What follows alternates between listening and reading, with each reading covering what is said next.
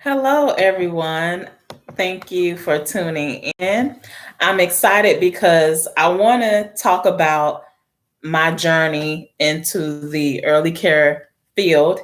This might be a lengthy video, so I'm already forewarning everybody, but I really wanted to talk about this because I want to touch into the heart of our field and why it is so important even till this day. um Even till this day, we've had children. Every adult is a child first, and a lot of our experiences that we have encountered in our lives, you know infants, toddler age, preschool age, you carry some of those experiences into your brain, into your soul, into your spirit through a lifetime. And a lot of times people don't realize how strong and how impactful the human brain is. And so I wanted to talk about, my journey into this field and talk about how close to 20 years later that I'm still advocating, I'm still excited about new journeys and new discoveries. It's helped me to learn a lot of things about myself. Um, I've also been able to rediscover my own childhood through early care, through the early care program, and also to, it's just really been mind blowing, the different experiences that I've had, the different journeys that I've had, and I really feel like it's made me a better person, more insightful about human behavior, more patient. I still have a ways to go. I still have a lot to learn, but I honestly believe that, I wouldn't have known these things if I was not into this field. So how did I get in this field how did I get in this field um in the first place? Well, long ago, long ago, um my first initial experience, I is five, my mom had five children, and I have three younger siblings. I'm the second oldest.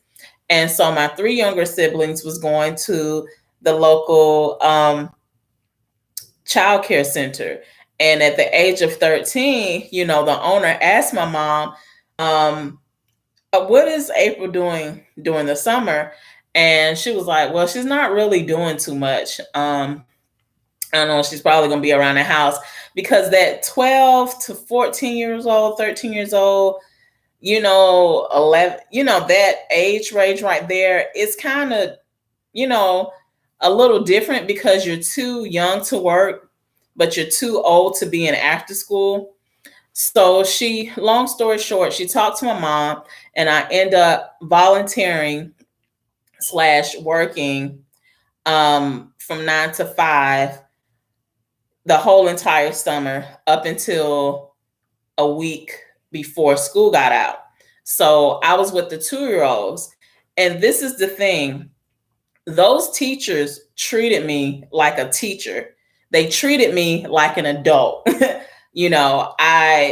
wasn't the type of volunteer, sometimes you have some really good volunteers, slash workers. Sometimes, they're just there to write an experience on their resume, or for an organization. No, I really worked, and I worked 9 to 5 every single day. I ate lunch in the classroom. I was there every single day, as well. And I was treated like an adult. And so, but the teacher, I remember this, the teacher I was working with at the time, it was just me and her. Now, I know that's probably not right, but it was just me and her. And I remember we had like 20, 21 toddlers. I do remember that. And I remember the teacher being nice and kind and patient. I just remember that so vividly. I remember her, like, when if I didn't know something, She was very kind to me. I just remember a pleasant demeanor with her. And so I was with the 2-year-olds for a while, but then they decided to put me with the after schoolers, and I didn't. So I went back to the Tuesday because, I mean, I'm 13, so after schoolers are not really going to take a 13-year-old serious. And so she was just amazing. And so, my younger siblings were there at the time too when I was there, because it was at the same daycare center at the time. And I remember this so vivid. I remember this. The owner of the center, she talked to me and she told me, she said, April, she said, you need to be a teacher. You have that gift. You need to be you need to be an early childhood teacher. She said, you need to go to school and get a specialist in reading. And at the time I was just like, okay, but I said, no. I said, I'm going to be a business owner, and I'm not going to do this. This is very, very challenging. I was good at it, but I did see the grit of it. I did see how challenging it could be to work with little people all day. And I was like, I don't think I necessarily want to do this all day, all day long. So, some years passed. I graduated high school. And at the time when I was in high school, I was going to go to culinary school. I love to cook. I love to try different things. I was going to go to culinary school. My mind was set on going to culinary school. And what happened was I didn't necessarily get all the financial scholarships and backing that I needed. It was going to be the Art Institute of Atlanta.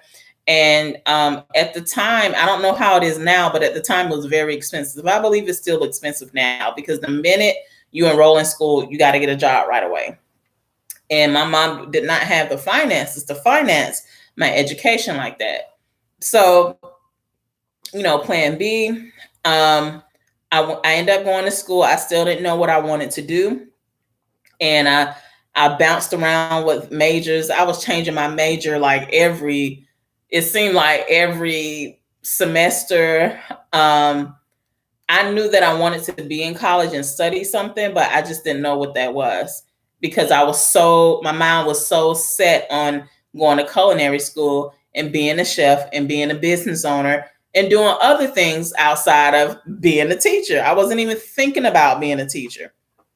I'm an older sibling, so I helped raise my younger siblings a lot. So, I just kind of felt like, no, I need freedom from that. So after me going to school, having so many different changes, I eventually stopped. I just stopped school for a while, and I just went back home. And that experience for me was very humbling, and it was very difficult too, because I honestly did not want to go back home. Like, that's the last thing I wanted to do, is kind of drop out for a while and go back home, or whatever. Because the area where my mom lived, it was very like rural and stuff, and it wasn't really nothing out there. And it was just, I didn't want to go back, but I had to go back. Eventually, it wasn't not a lot of things near my mom's house, and I didn't have a vehicle to go back and forth. So the closest thing was a childcare center right near my mom. So I worked there for a little while, and I worked from 9 to 7 every single day. At first, I was an on-call teacher because at the time they didn't need permanent teachers. I was an on-call teacher for a 3-year-old classroom. And I was there every single day. Teachers called out every single day. It was just something. It was a beautiful facility. I think now Head Start has that facility, and I'm glad that they do. But it was a beautiful, beautiful facility. Very beautiful. Oh my gosh, very beautiful.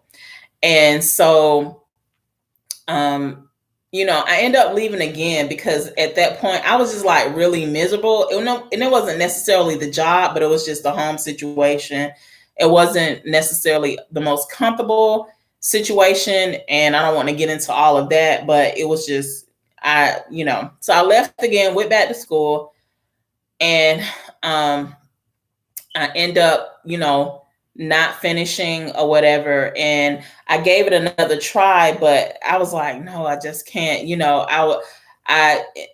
once I was changing my majors, at first I was a science major, then I was an anthropology major, then I was just all over the place.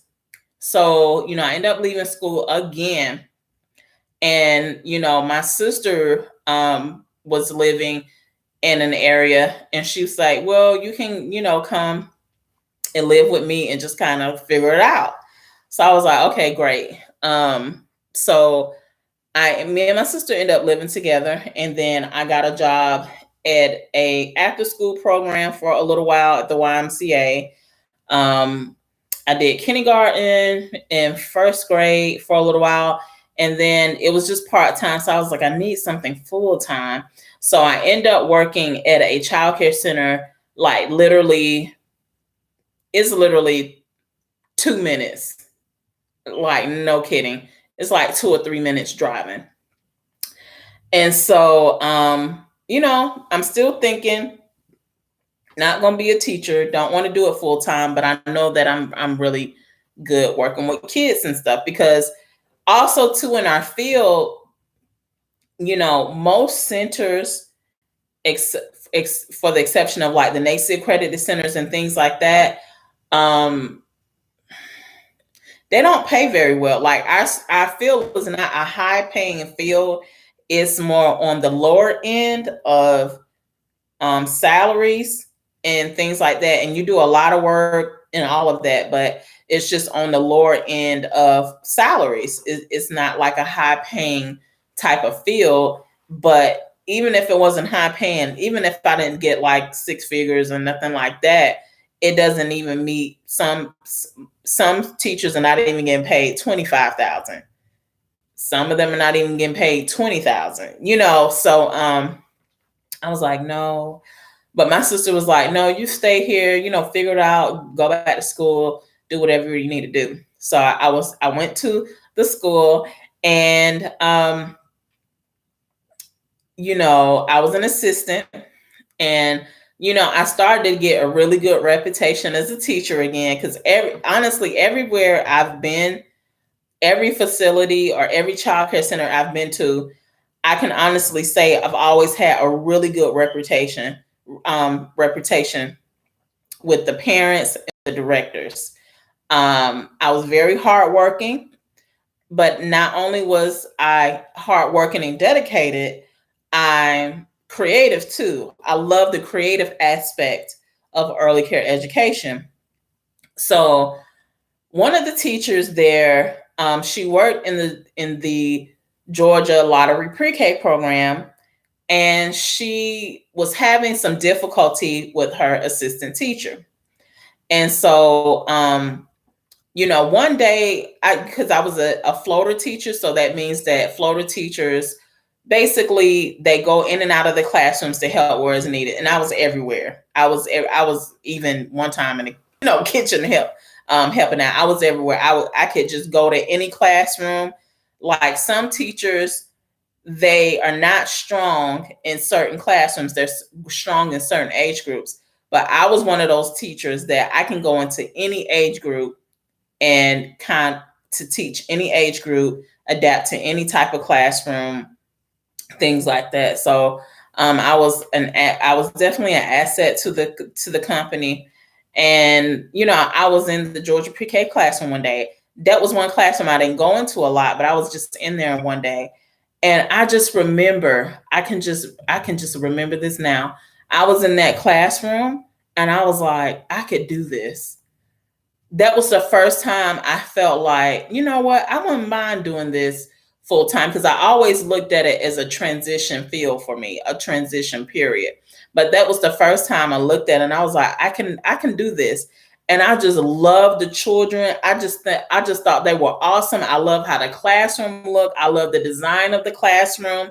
I mean, I loved everything, to a point where when I was in the classroom with the teacher, me and her instantly had a connection, instantly, and it was strong.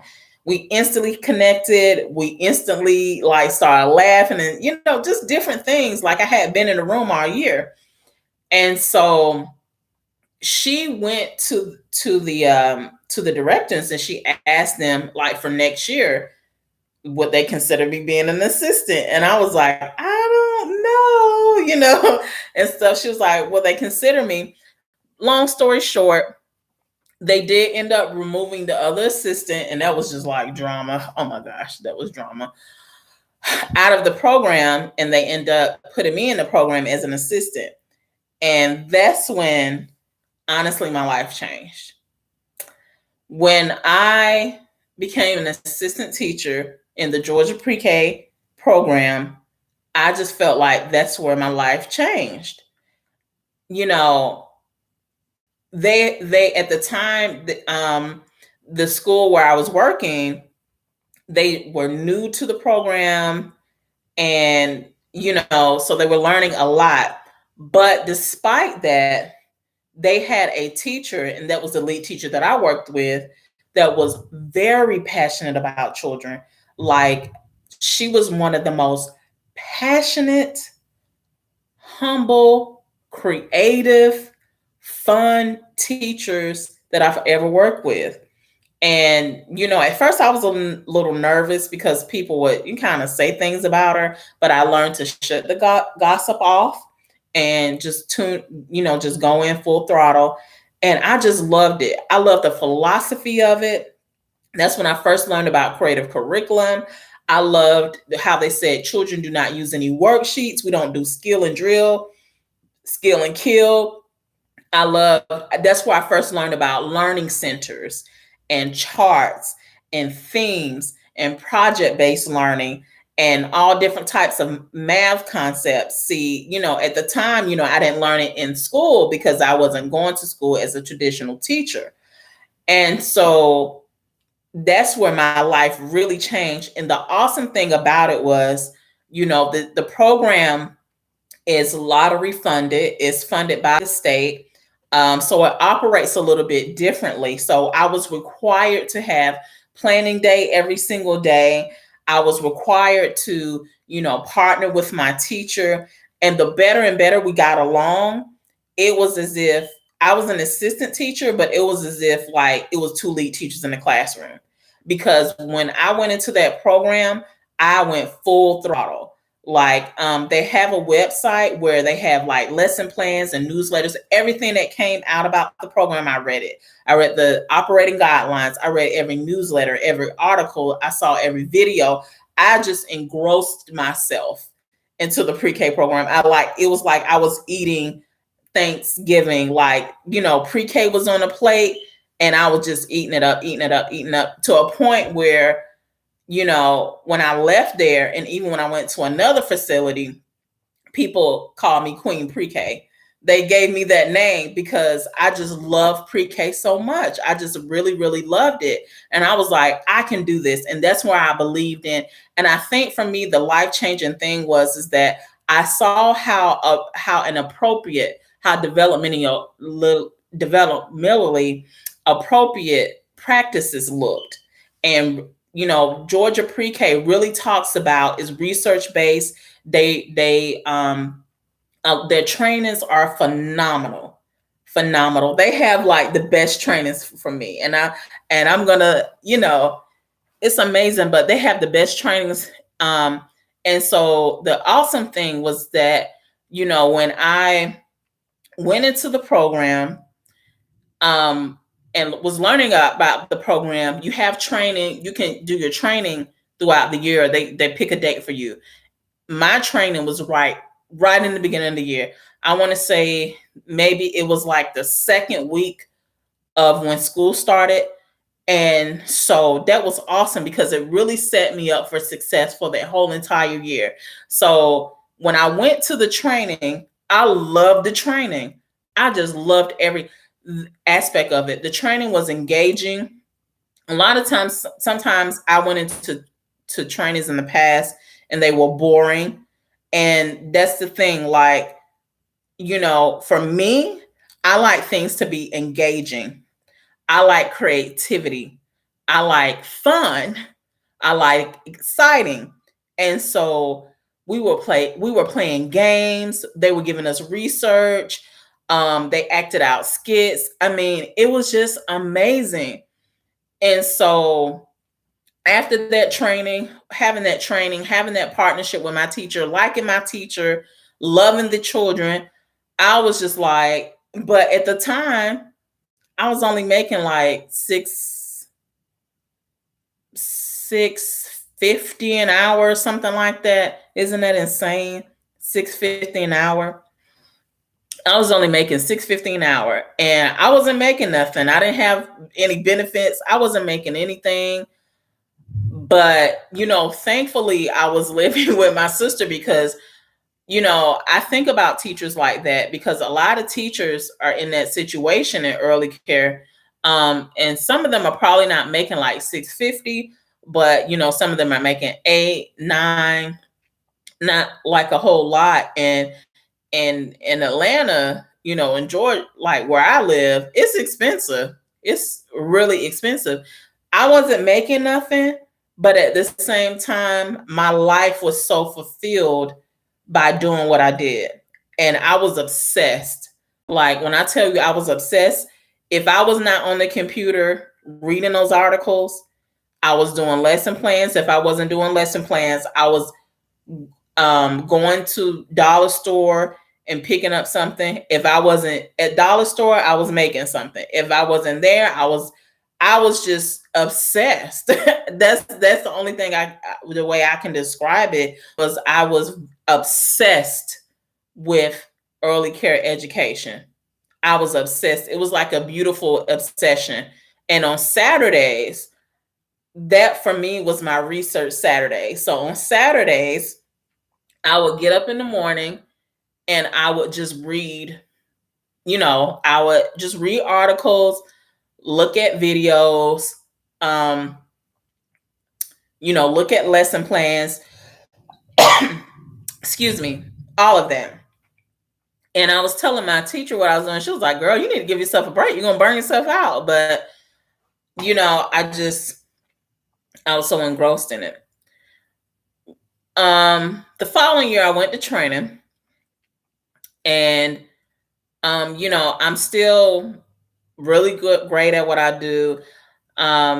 The director at the time decided that she wanted another pre-K program, so she got another one, and I was mentoring them before they even went to training. And I asked them when they came back, I said, how was the training? They was like, you literally taught us everything before we even went. So it was like a review for us because I would have mentoring sessions with the teachers in the afternoon. And, I did that for a while and I didn't discover that was another gift that I discovered. I discovered that at first I didn't want to do it because I was looking like, okay, I'm doing all of this work and I'm making $650, So at first I didn't want to take all that responsibility on, but I just did it anyway because I felt like the teachers needed the knowledge and they needed the help. But I discovered another passion. The passion that I discovered was that I love to mentor other teachers. And so, I didn't know that until I was kind of forced to do it in a sense, but it ended up, bringing being a part of my journey. I went to another training, because teachers are required to do training every year. So I went to another training, and the director at the time of Georgia State University, she was there, and she was talking about the centers on the campus of Georgia State University. So I was just like, oh wow, okay, okay. And all they have Georgia State Best Practices Institute. And so all of the teachers, if you are a Georgia pre-K teacher, all of that training comes through that institute. They have trainers to train you about the program. So all of the training, every Georgia pre-K teacher goes through training through them. So she was talking and talking and talking. She was like, "Yeah, we have a birth through 5 bachelor's degree program now." Da da da da da. And I'm like, "Oh, cool, cool, cool." And she was like, "Yeah, we have evening classes because we understand that teachers need to work during the day." I was like, "That's awesome. That's awesome." Da da da da da. And I knew they had a school already on the campus. So she was talking it up, and she was just like, "Well, and we have another school." And I was like, "What?" And she was like, "Yes, we have another school. We actually have 2 schools on the campus." After she said that, I was just like, because I knew that the other school, like it, I figured that they had all their teachers. I don't know why, but I just figured that they did. And so I was like, I got to get in that school. I got to get in that school. I have to get in that school because I knew that that was going to be another experience for me to go to the next level. Because when I was at the school that I was currently at, I felt like I had mastered everything. I did summer camp, I did after school. I'm mentoring other teachers at this point. I'm just so systematic. When the consultants would come out, I will always do a really, really good job in things. So yeah, I was just let me get a sip. I needed a little sip or something. I was just like, I have to get into the school. I have to get into the school because I knew that, okay, they got the Best Practices Institute. I already knew that she was saying that we have very high expectations. We're NAEYC accredited. I never worked at a NAEYC accredited school up until that point. Never worked in a NAEYC accredited program. So this is what happened. During throughout the year, you work so many days, and assistants didn't at the time get paid for the school year. Basically, like if they were out like for Christmas break or Thanksgiving break, the lead teachers got paid, but the assistants didn't get paid. So usually what will happen is I would work because kids would still be there. Like even Georgia pre-K kids would come. And so I would work like the camps, like they might have a winter camp or, something like that. And I would work those camps. And what happened, I asked my assistant director, I said, well, I haven't got my schedule yet. And like am I working the camps? And she was like, no. And so during that whole 2 weeks, I wasn't going to be working, no money. And I'm like, man, I'm already making 6 something, and then I won't be working for 2 weeks. So during that time, I just start looking for other opportunities. Because I was there almost 4 years. I did 2 years as a floater and almost 2 years as a Georgia pre-K assistant. So I was like, yeah, let me just look. And guess what I saw? A job at Georgia State University at the other site. I was like, oh my gosh. That to me, that was a dream. That was like a dream. That was a dream of mine to work at one of those schools. It was like, the minute that I applied for that position, I started moving my stuff out the classroom. I didn't tell anybody. Because I said, I'm going to get this job. I'm going to get this job.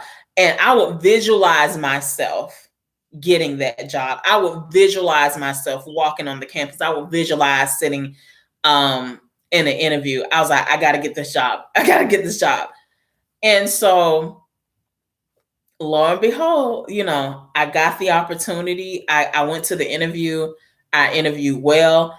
And when I went to the interview, I have created a teacher's course on navigating the ECE field and budgeting through the process. Yeah, because when and some of those tips that I had in the online course, I put in there how I was able to secure that job, And so I can tell that they really liked me because they were smiling. And I remember the director asked me some questions about, like, do you know this? Do you know that? And I was quoting stuff. I was quoting it, and everything. And I could just tell, I got to get this job. I was so excited. I brought pictures of like the lesson plans and the bulletin boards and things that I've done. I bought a USB drive. Like, I was ready. So lo and behold, they called me and I got the job. And let me tell you, that was another life-changing experience for me. Another one. Because I was like, I'm working at a research child development center. And Georgia State University, when it comes to child development centers, they were considered number one as well. They're top notch. And I just felt like I just needed that. I needed that challenge. I needed a new environment. I needed a career change. I needed a career advancement. And so I was just so excited. There were a few bumps, here and there. I had to learn the culture and different things. But other than that, it was amazing. I was almost there for 7 years. That was the longest time I've ever been at a child development center. And, not only did I teach there, I was in the training videos, like the very training videos that, that inspired me to go into the field full time. The training videos that inspired me to go back to school. Cause I ended up going back to school and, for education, all of those things. And I was recorded in a training video for the teachers, the very ones that, like, oh my gosh, And so, yeah, it was amazing. I was on a lot of research projects. I just had a lot of amazing experiences there. Like I did. There were some challenging times because as a teacher, you will have some challenges. You will have some challenges. You might have some challenges with administration, with the parent, with the teacher. I mean, you're dealing with the public. You're dealing with people, all different types of people, all walks of life. So, it's like customer service too. But yeah, it was just amazing. And this video is already 33 minutes long. I'm not trying to be too long-winded, but those moments, man. Now I'm a school administrator. And I work at another NAEYC school. And guess what? I'm an assistant director. And, it's just amazing because, I was a teacher in the classroom for 15 years. So, I've met other administrators before at my school. All of the administration has worked as a teacher. They've worked, they worked with kids before in the classroom for a number of years. But I have been like the only one to be, no, that's not true. But like right now, currently, I've been the only one to actually been a teacher at the facility and transition into the administrative role. And so it's very different from teaching to me. Teaching in the classroom is extremely different from being in the administrative role. And I feel like now I'm getting my reins on it. It hasn't been even a full year yet. I'll make my full year in July because that's when I started, July of last year. So I'll make my full year in July. But it's been quite a journey for me, when I look back over everything and look at back all the challenges that I, used to go through, like I used to walk in the rain and all of that, to these childcare centers. Um, just so many different things that I've experienced to see, like now, I am a administrator now, helping other people, and I still, go into the classroom and say hi to the kids. I say hi, I'm not in there as much, of course, because it's a different type of role, but now I'm more of a service to the parents and the teachers. I still love mentoring when I can, mentoring the teachers as well, encouraging them. I try to be that administrator that, yes, we do have rules and you must follow them like I had to, and follow, protocol. But I like empowering people too.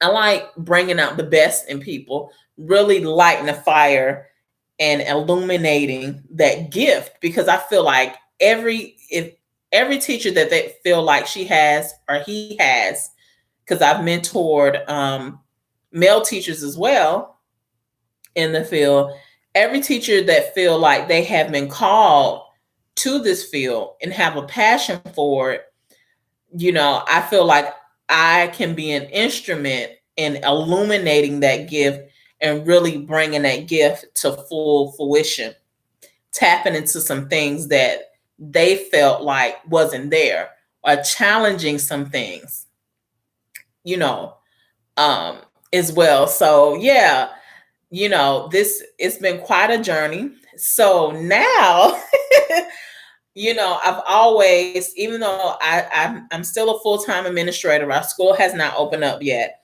but I work from home every single day, and it's it's different. But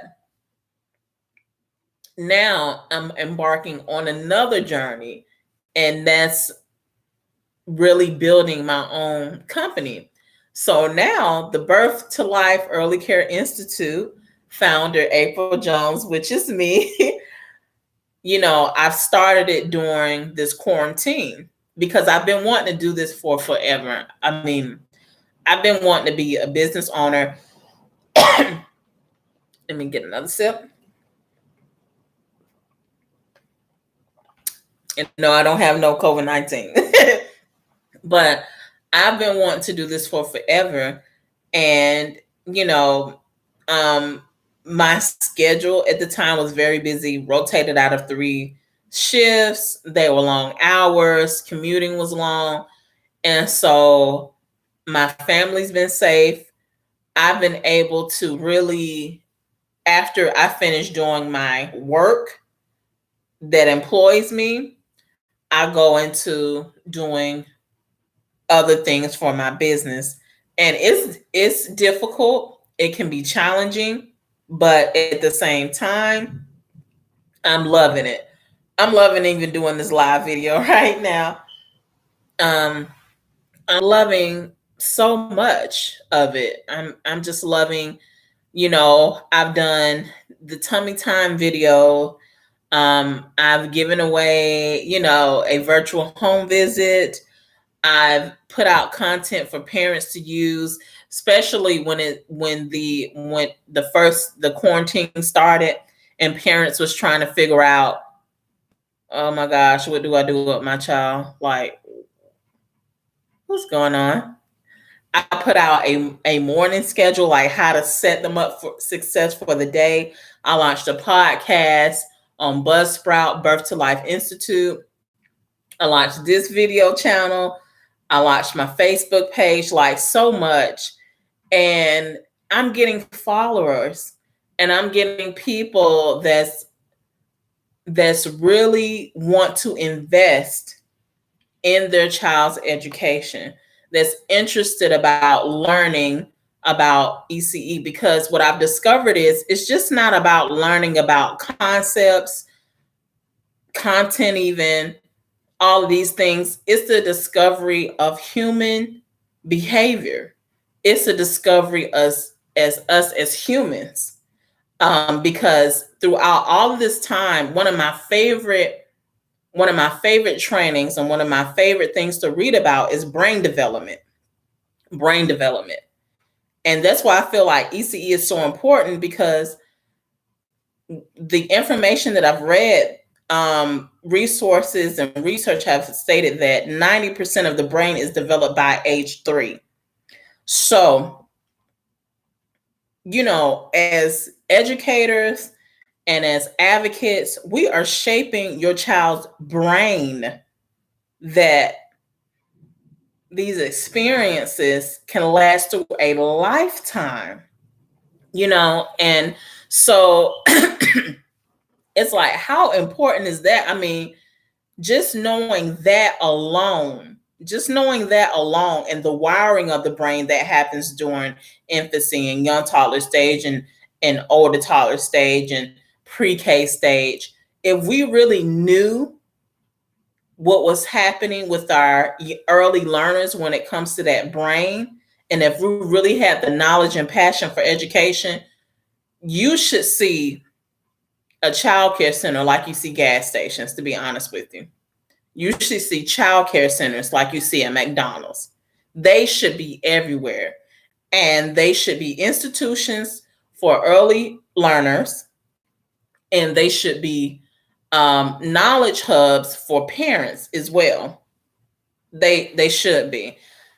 The reason why I started the Birth to Life Early Care Institute is because I wanted a place for parents, teachers, administrators, stakeholders, people in the ECE field to gain knowledge, get resources, and also make impact in the community. I really believe that the things that we teach our kids, it lasts us through a lifetime.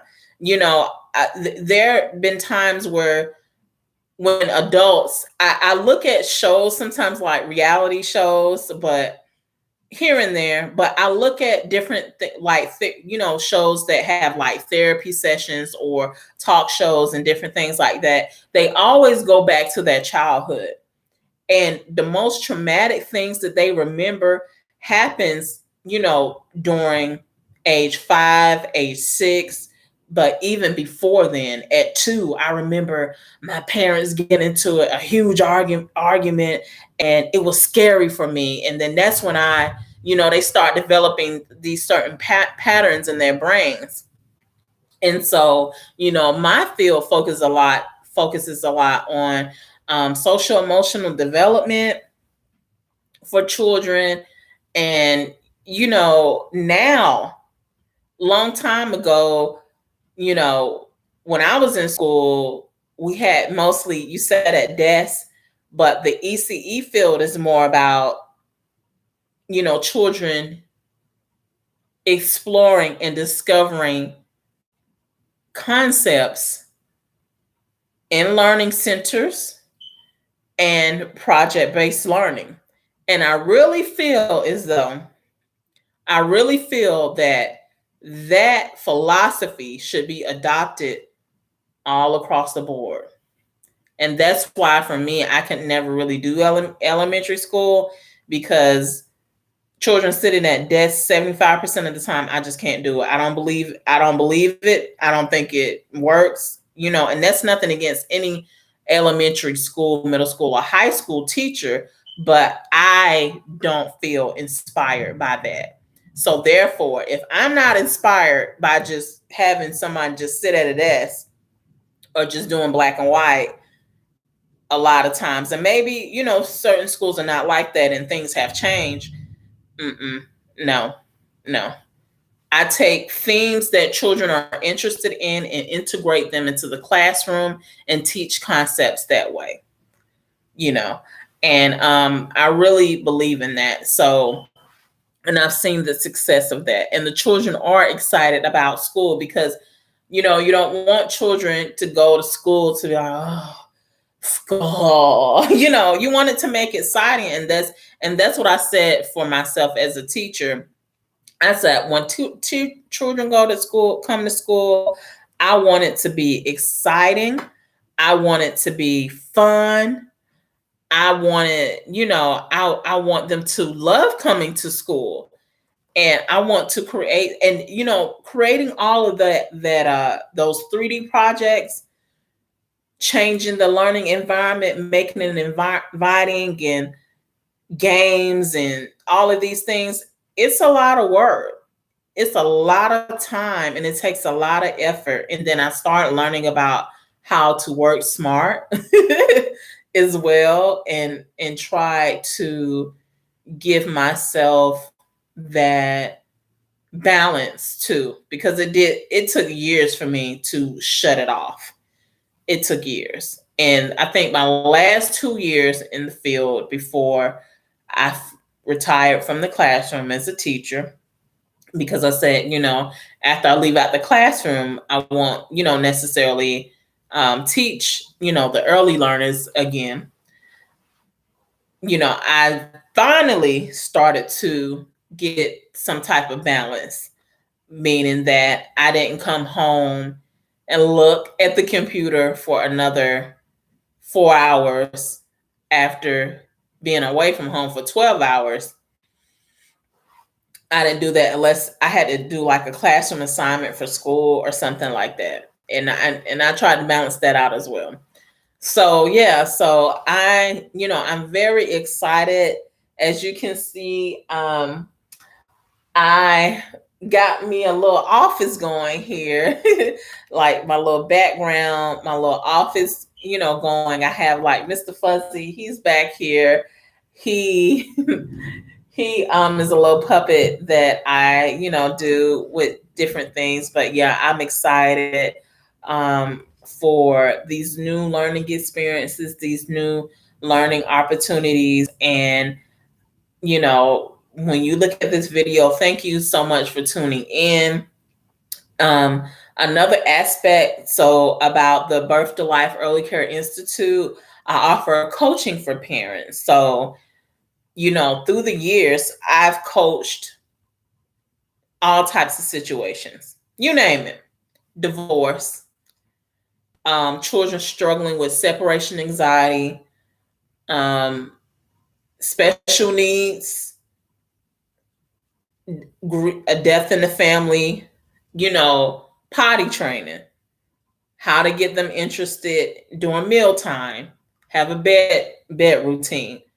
Parents discuss these things with teachers because they want to know sometimes, why do they do this at school and not at home?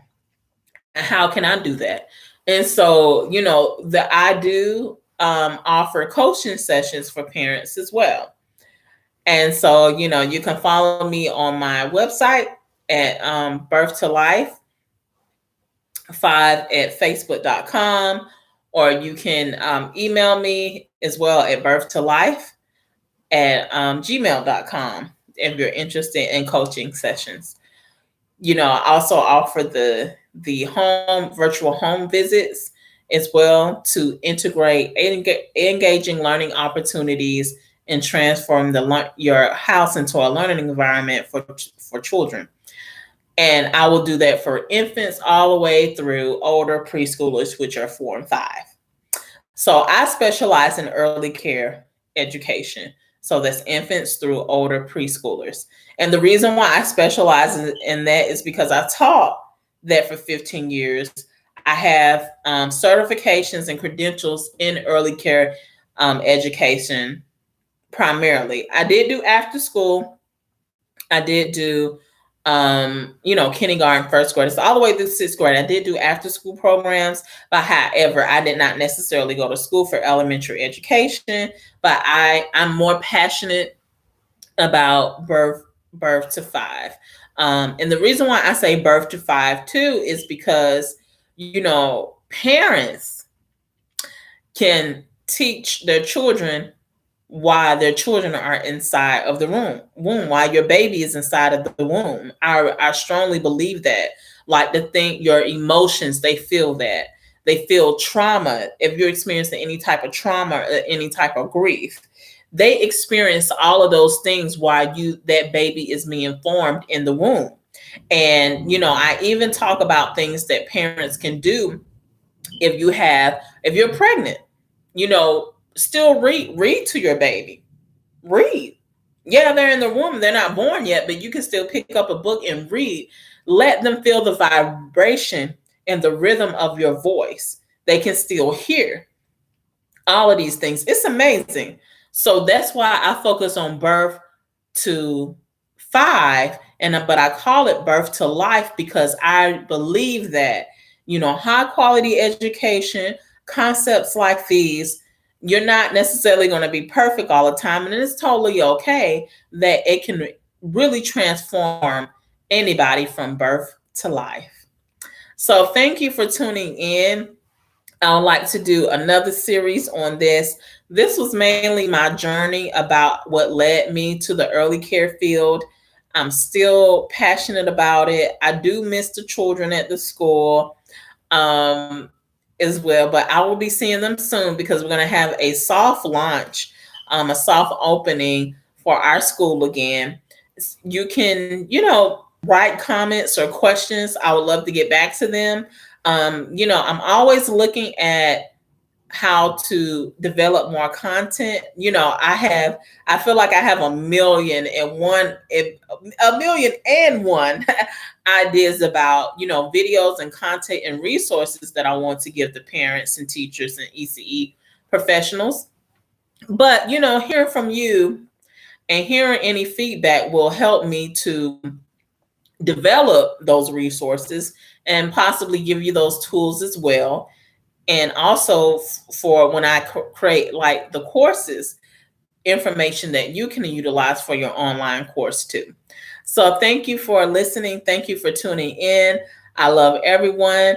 I did a series on the love curriculum, and part of that series was celebrating your child. So since we're coming up on the Memorial Day weekend, why don't you celebrate your child? Why don't you tell your child that we're going to celebrate your own holiday? The Memorial Day holiday is coming up, but we're celebrating your holiday. And you can create some special experiences around that as well. You can, if they love movie night, say, hey, we're going to have a movie night for your special holiday. If they verbalize something like, for my special holiday, I want to make a cake, and you can look like, what are we going to use to make a cake? Maybe you don't even have to make a whole huge cake. You can make 2 little mini cakes using some aluminum foil for you and your child to enjoy, or their siblings, however you want to do it. And if I might just do another video on that as well. But anyway, have a wonderful happy Memorial Day. Don't eat too much barbecue or just, you can eat as much as you want. But enjoy that barbecue. Have fun. Do something for yourself. Relax as well.